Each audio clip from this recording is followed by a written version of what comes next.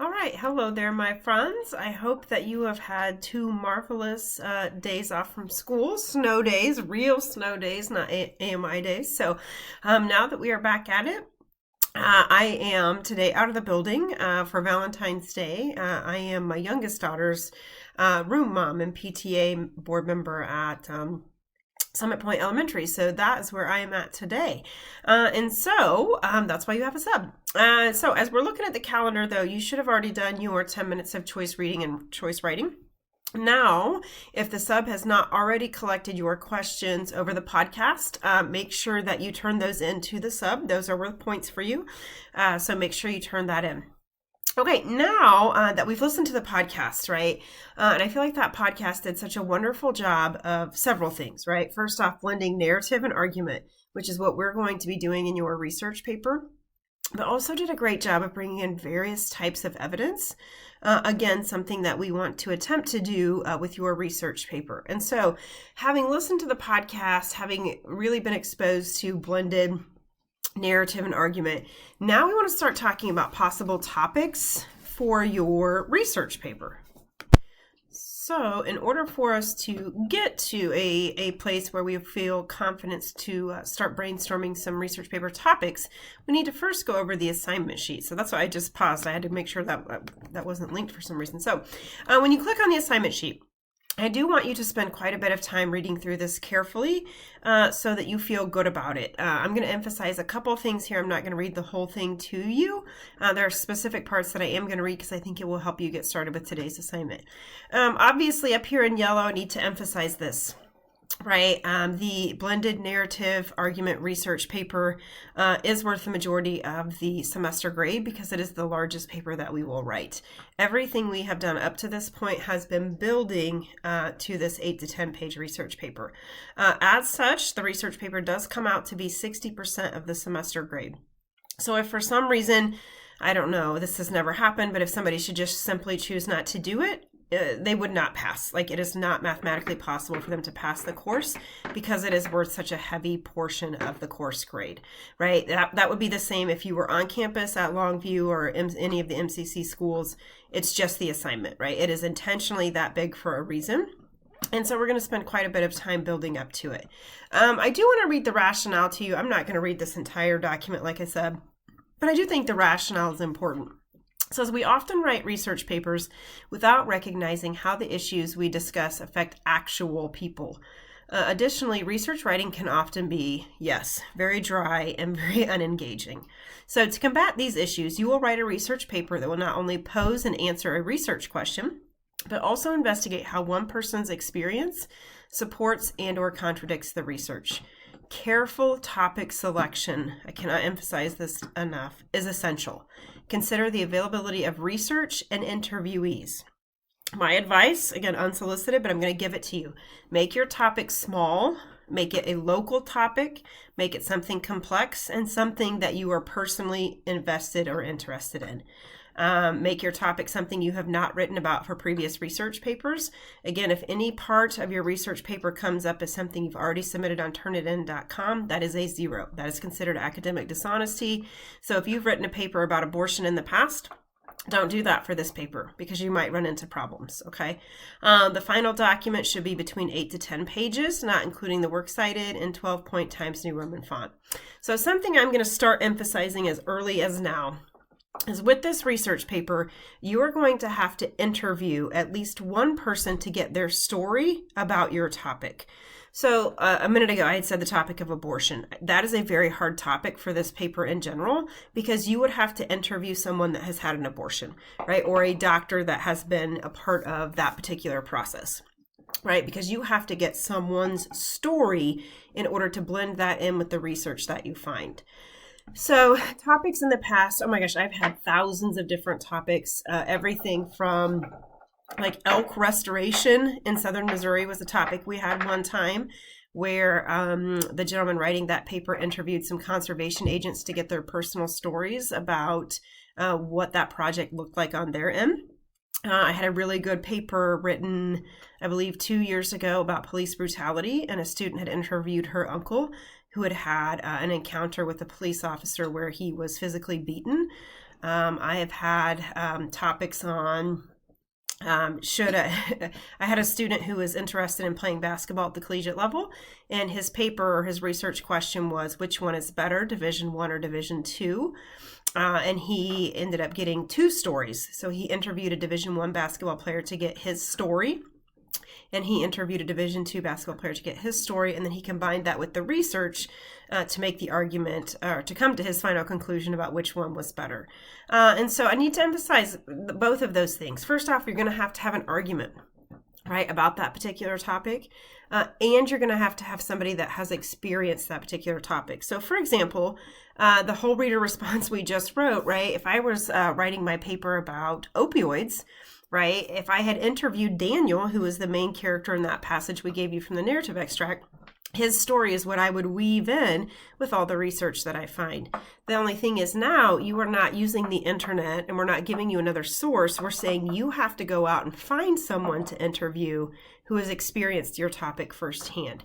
And so be thinking about, okay, well, what kind of topics might that be, right? And who might be someone I can interview, okay? But again, I have to emphasize, you're not interviewing to get facts. That's what students always want to do. They want to ask questions to elicit factual responses.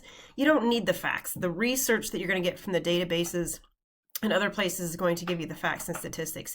You need somebody who can give you a story, right? Somebody who has experienced your topic firsthand. So kind of let that guide you through today's work. Again, I do encourage you to spend a lot of time in the next few days reading through this entire document. Goes through lots of different stuff. So check it out. The only thing I'm going to talk about is the rationale at the top, because I think that's all we need to get started for today. So the next thing on the calendar for today is to view the example. And so here's an example that our team of English teachers set down, and we just did a little brainstorming activity. It says, below is my complete brainstorm for this assignment. We simply typed for 5 minutes without stopping. When we got stuck, we just typed the word topic or some other nonsense. And then when we were done, we went back and highlighted the things that we were most interested in maybe exploring for a possible research paper. And so you can see here, again, this is 3 different people on the same document. We had lots of random stuff, but we were trying to do it super fast during our collab time. And so you can see here, we have like medical treatment, rejections, and insurance. A lot of insurance companies won't cover people with pre-existing conditions, and every single one of us has seen that as an issue in our life. Preserving national parks from other interests. How to help a family member dealing with depression. Is the choice reading movement in English classrooms improving students' reading? There are some teachers that are adamantly opposed to the 10 minutes of choice reading that we do every day. So I think that's a great question to explore. Anyway, the causes and impacts and solutions for polarized political discourse. The lack of female characters in popular television shows, the causes, impacts, and solutions. Public opinion of teaching or teachers during the pandemic and the impact of that. Individual solutions to climate change. Stereotypes of women not being sports fans. Why people reject science. Vaccines, masks, eating healthy. So many different directions we could go with that topic. Anyway, you can see here we've got tons, right? Is diet an effective way to address mental illness, or does it minimize the disease? Role of social media in long-term relationships, the art of reading, the benefit of arts education, how to support people affected by suicide, the effects of having a pet, minimalism movement. Let's see here, keep going up. We've got so many. Is yoga beneficial? Retirement jobs for teachers. Veganism is on there. How to be an ally or partner to someone who's experienced a past trauma. How to balance tourism and environmentalism. That comes up a lot in a lot of ours. Should communities pay for sports stadiums? That's a big one that it's one I enjoy talking about. So we just came up with like some random, they seem random, but things that we are interested in, truly invested in, things that we would have fun writing about. Then when we were done, we went back and we highlighted the ones that we were the most interested in writing about. And so medical treatment, rejections of insurance was one that kind of piqued all of our interests. This one, I'm not going to lie to you, definitely not me. How to be married to someone who has an extremely different political perspective than you. I have lots of thoughts. I did not highlight that as a topic I would write about. But anyway, banned books in English classrooms, how to honor parental rights and educational needs simultaneously. Topic I really like. And then the one that I'm probably the most interested in on here, and this was a couple years ago too, that this was really an issue, but should communities pay for sports stadiums, right? Should that be up to the taxpayers to fund, or should that be up to the billionaire owners, right? And so then we scroll down and it says you'll pick 1 to 3 of your highlighted topics to think about more carefully in this grid. Here's my example that was inspired by the controversy regarding whether the Royals should build a new stadium in Kansas City. Obviously, the Chiefs now, that's kind of up in the air as well. And so anyway, topics and thoughts and concerns. So here's my topic that I copy and pasted from above.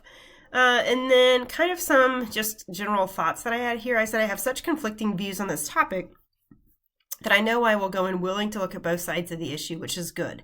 I'm worried that I'm going to have to read a lot about taxes and money, which are not topics that I am knowledgeable about or even enjoy.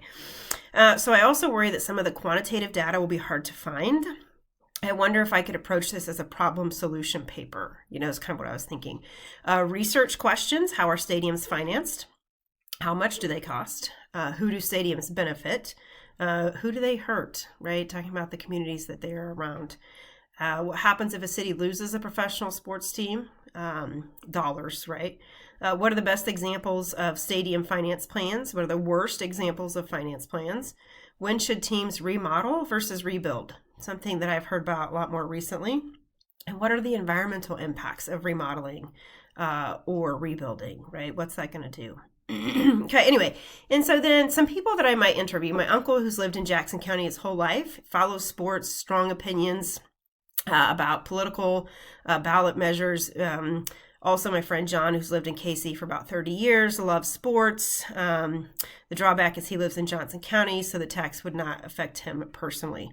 But if I had to think about people to interview, I could probably come up with more than that too if I really, really sat down and spent some time. And then over here, these are just some types of sources that I thought I could use. I just did a quick Google search here. I could use the Kansas City Star, right, which is offered for free through the Longview databases, so I don't even have to pay for that. KCUR, Kaufman Plans, Sports Media. I could use a lot of stuff from ESPN, financial publications as well, though, like Forbes and Brookings, just so I can learn some more of that financial aspect. Our general news publications, CNBC, US Today.